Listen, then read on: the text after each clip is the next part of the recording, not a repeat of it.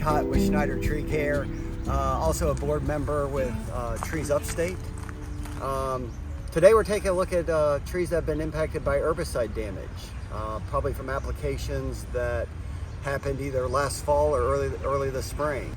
So we're looking at a maple tree today that has had an application of some broadleaf herbicide. We're not sure what it was, but any broadleaf killer, weed killer, can take up into a tree, particularly through its feeder roots. And we're going to look at what effect that's had on this maple tree in this parking lot. What herbicides do is they act as growth regulators.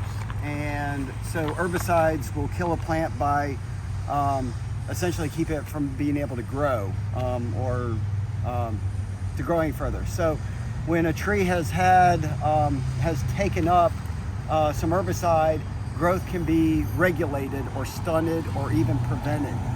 So we're looking at, and this is an extreme case, but you will see a maple tree here with some really weird, it almost looks like mossy growth along the branches of the tree.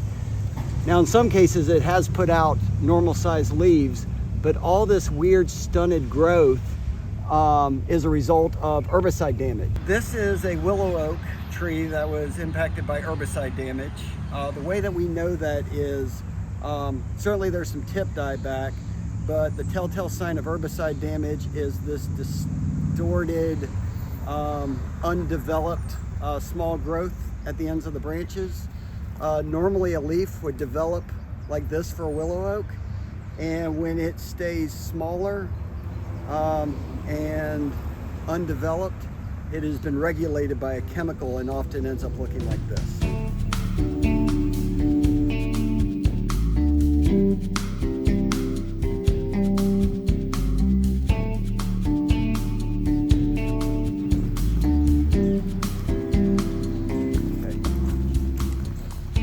Let me know when you're ready. Ready. Okay.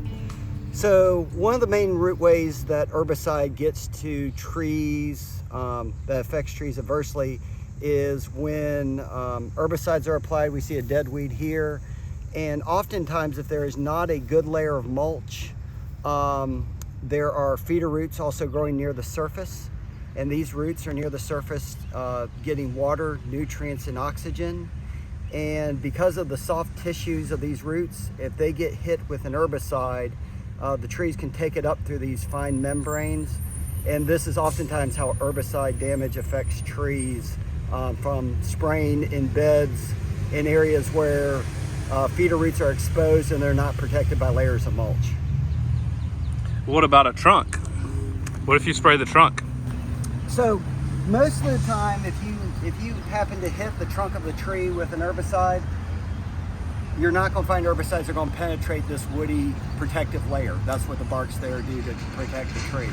So herbicides have to take in through a wound or through soft tissue, and oftentimes that's leaves or through the fibrous root system of the tree. And do you recommend certain herbicides, or do you follow the rules on the back of the bottle? Yeah, if you're following the recommended rates, you're not going higher than needed, you're going to be fine. I know there's a lot of different herbicides out there, and we can talk about different ones, but any broadleaf herbicide, either selective or non-selective, can impact trees and take up through tree roots. So with any broadleaf herbicide, you just have to be mindful and follow the label and be aware when you're spraying